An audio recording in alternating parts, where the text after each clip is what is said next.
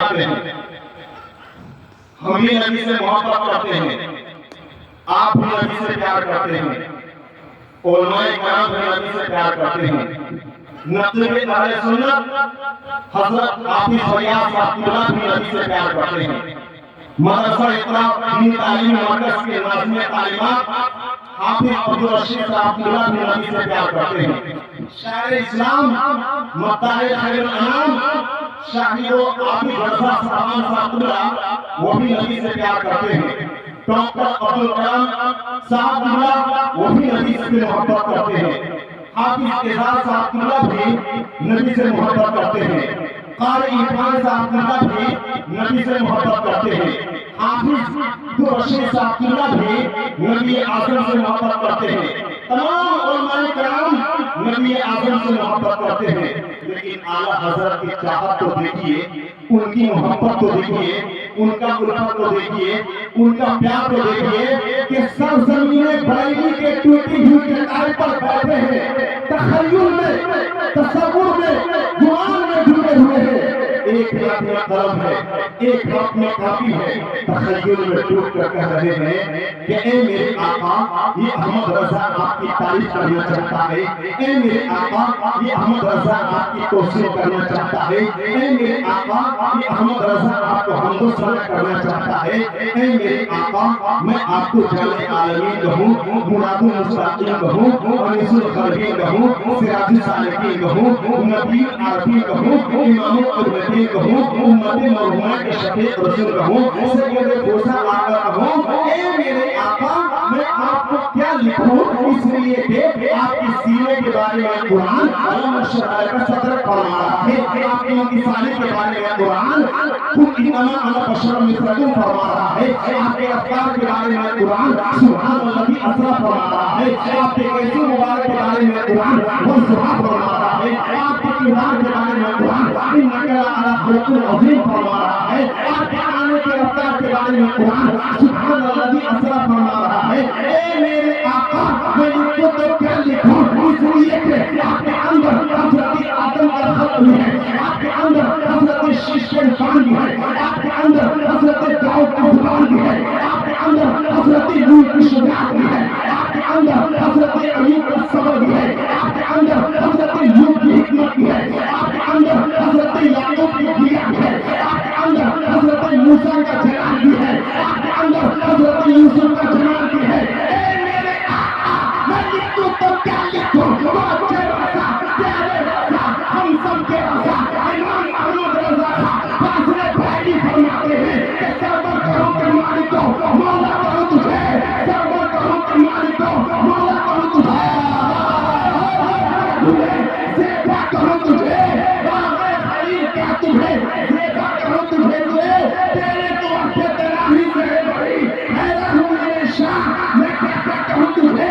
آخر رسال میں ختم زبان اس سے کہہ دیا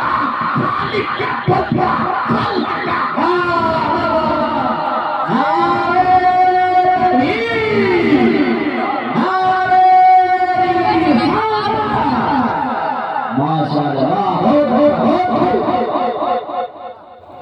خالق کا بندہ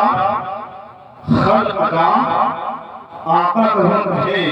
میرے محترم میرے پاس وقت کی قلت دامگیر ہے، اس لیے میں آج آپ حضرات کے سامنے اپنی وقتشائی کو پیش کرنا چاہتا ہوں۔ میں نے خطبہ موجودہ کے بعد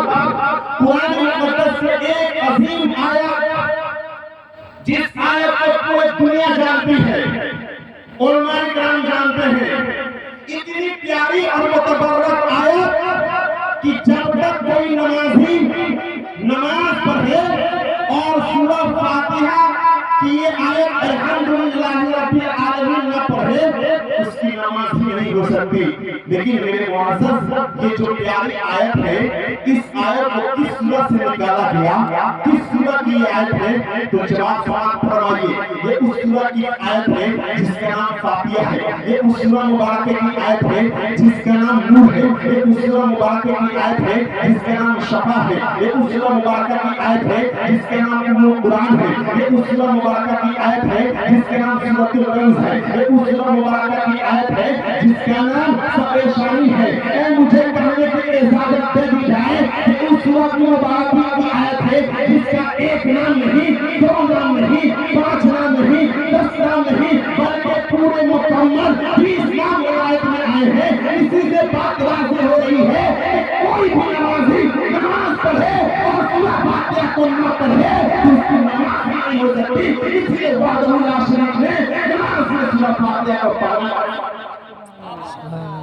لیکن اب یہ سوال پیدا ہوتا ہے کہ اللہ رب العزت نے، احکم الحاکمین نے، رب قدیر نے قرآن مقدس میں 114 سورتوں کو نازل کیا، لیکن صرف سورہ فاتحہ ہی کو پڑھنا لازم کیوں کرا دیا؟ نماز میں سورہ یاسین کو پڑھنا لازم کیوں نہیں؟ سورہ اخلاص کو پڑھنا لازم کیوں نہیں؟ سورہ مدثر کو پڑھنا لازم کیوں نہیں؟ آخری سورہ فاتحہ ہی کو پڑھنا نماز میں کیوں لازم کرا دیا؟ تو اے میرے دوستو، میرا رب عالم الغیب والشہادہ ہے، اسے ہر شے کا علم ہے، وہ سب کچھ جانتا ہے۔ وہ یہ بھی جانتا ہے کہ آنے والا زمانے مستقبل میں، بھوشیہ کال میں، فیوچر ٹینس میں ہمارے کچھ ایسے بھی بندے ہوں گے جو اٹھے تو فاتحہ، بیٹھے تو فاتحہ، مکان میں ہو تو فاتحہ، دکان میں ہو تو فاتحہ، شجر میں ہو تو فاتحہ، حجر میں ہو تو فاتحہ، مشرق میں ہو تو فاتحہ، مغرب میں ہو تو فاتحہ، شمال میں ہو تو فاتحہ، جنوب میں ہو تو فاتحہ، تھکیا میں ہو تو فاتحہ، کلیر میں ہو تو فاتحہ، کچھوڑا میں ہو تو فاتحہ، سرکاری میں ہو تو فاتحہ، مسوری میں ہو تو فاتحہ، کانٹی میں ہو تو فاتحہ، بغداد میں ہو تو فاتحہ، اجمیر میں ہو تو فاتحہ، مکہ میں ہو تو فاتحہ، مدینہ میں ہو تو فاتحہ، ہندوستان میں ہو تو فاتحہ، پاکستان میں ہو تو فاتحہ، افغانستان میں ہو تو فاتحہ، آئرلینڈ میں ہو تو فاتحہ، نیدرلینڈ میں ہو تو فاتحہ، روس میں ہو تو فاتحہ، امریکہ میں ہو تو فاتحہ، چائنا میں ہو تو فاتحہ، رشیا میں ہو تو فاتحہ، اور سراج القادری کو کرنے کے اجازت دے دی جائے کہ خواجہ حیدر ولی کے مزار میں ہو تو فاتحہ، سبحان اللہ، مزار میں ہو تو فاتحہ۔ اس لیے کہ عاشق خواجہ احمد حضرت حافظ ابو رشید ذات اللہ ہیں، ہم سال ہو جاتے ہیں خواجہ کے دربار میں۔ آخری دعا میں دے رہا ہوں میرے معزز دوستوں بزرگوں، میں آپ کو بتانا چاہتا ہوں کہ میرا رب یہ بھی جانتا ہے، میرا رب یہ بھی جانتا ہے کہ میرے انہی بندوں میں سے کچھ ایسے بھی بندے ہیں جن کو لفظ فاتحہ سنا دو تو پورے ترانے کا چکر بگڑ جائے اور پورے بھول اور نشانی پلٹ جائے، لیکن وحدہ لا شریک نے قرآن مقدس کو نازل کر کے فرما دیا کہ اے لوگوں، تم نماز میں پورے مکمل قرآن پڑھ ڈالو، اگر سورہ فاتحہ نہ پڑھو گے تو تیری نماز ہی نہیں ہو سکتی۔ لیکن کچھ ایسے بھی لٹیرے ہیں جو ایمان کو لوٹنے والے ہیں، جن کا کہنا ہے قاری خان صاحب کہ ہم کسی بھی صورت میں فاتحہ نہ پڑھیں گے، رب فرماتا ہے فاتحہ لازم ہے پڑھنا پڑے گا، یہ کہتے ہیں نہیں پڑھیں گے۔ رب تعالیٰ فرماتا ہے کہ اے بندہ ناچیز، مٹی میں بھی جانے والے، میں چاہتا ہوں پڑھواؤں اور تم کہتے ہو نہیں پڑھیں گے۔ اور یہ تو ہو سکتا ہے تو اپنے مقام میں فاتحہ نہ پڑھے گا، یہ تو ہو سکتا ہے تو اپنے دکان میں فاتحہ نہ پڑھے گا، یہ تو ہو سکتا ہے تو اپنے کھیت و کھلیان میں فاتحہ نہ پڑھے گا، یہ تو ہو سکتا ہے تو شہر میں فاتحہ نہ پڑھے گا، یہ تو ہو سکتا ہے تو حجر میں فاتحہ نہ پڑھے گا، یہ تو ہو سکتا ہے تو مشرق میں فاتحہ نہ پڑھے گا، یہ تو ہو سکتا ہے تو مغرب میں فاتحہ نہ پڑھے گا، یہ تو ہو سکتا ہے تو شمال میں فاتحہ نہ پڑھے گا، یہ تو ہو سکتا ہے تو جنوب میں فاتحہ نہ پڑھے گا، یہ تو ہو سکتا ہے تو دھمکیا میں فاتحہ نہ پڑھے گا، یہ تو ہو سکتا ہے تو سرکاری میں فاتحہ نہ پڑھے گا، یہ تو ہو سکتا ہے تو کنجر میں فاتحہ نہ پڑھے گا، یہ تو ہو سکتا ہے تو کچھوڑا میں فاتحہ نہ پڑھے گا، یہ تو ہو سکتا ہے تو کانٹی میں فاتحہ نہ پڑھے گا، یہ تو ہو سکتا ہے تو محرم میں فاتحہ نہ پڑھے گا، یہ تو ہو سکتا ہے تو مسلم میں فاتحہ نہ پڑھے گا، یہ تو ہو سکتا ہے تو قریبی میں فاتحہ نہ پڑھے گا، یہ تو ہو سکتا ہے تو کچھوڑا میں فاتحہ نہ پڑھے گا، یہ تو ہو سکتا ہے تو اجمیر میں فاتحہ نہ پڑھے گا، یہ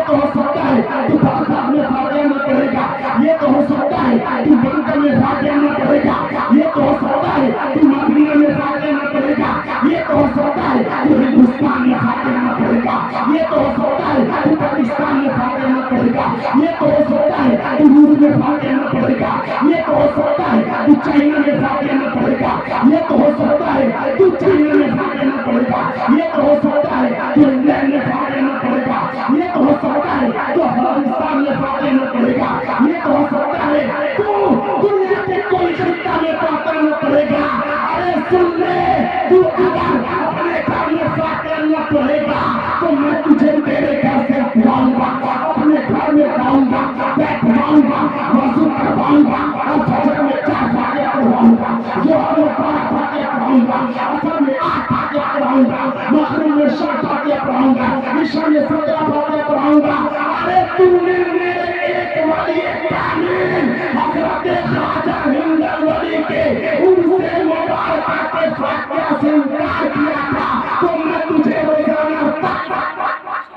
سبحان اللہ سبحان اللہ۔ آخری جملہ ہو گیا حضرت فاتحہ وہی پڑھتے ہیں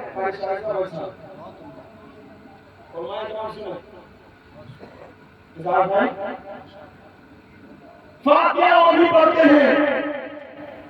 فاتحہ ہم بھی پڑھتے ہیں۔ بشیر صاحب نے حضرات تجھے روزانہ وہی پڑھتے ہیں، روزانہ ہم بھی پڑھتے ہیں، ریگولر وہی پڑھتے ہیں، ریگولر ہم بھی پڑھتے ہیں، فجر میں وہی پڑھتے ہیں، فجر میں ہم بھی پڑھتے ہیں، مغرب میں وہی پڑھتے ہیں، مغرب میں ہم بھی پڑھتے ہیں، عشاء میں وہی پڑھتے ہیں، عشاء میں ہم بھی پڑھتے ہیں، نماز میں وہی پڑھتے ہیں، نماز میں ہم بھی پڑھتے ہیں۔ لیکن اے لوگوں، یہ نہ سمجھنا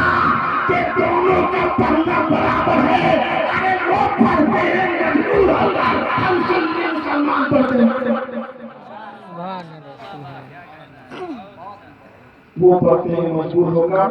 اور ہم سنی مسلمان پڑھتے ہیں مجبور ہو کر۔ انہیں چند باتوں سے میں کرتا ہوں۔ استغفر اللہ رب العالمین کے بڑے اور جناب حافظ عبدالرشید افغان نے اس مقصد کے بعد فرمائے اللہ تعالیٰ اس بندے کو کمرانی پر کامیابی عطا فرما اور قرض و نکاح کا ذریعہ خطوط مدد عطا فرما۔ السلام علیکم۔ وعلیکم السلام۔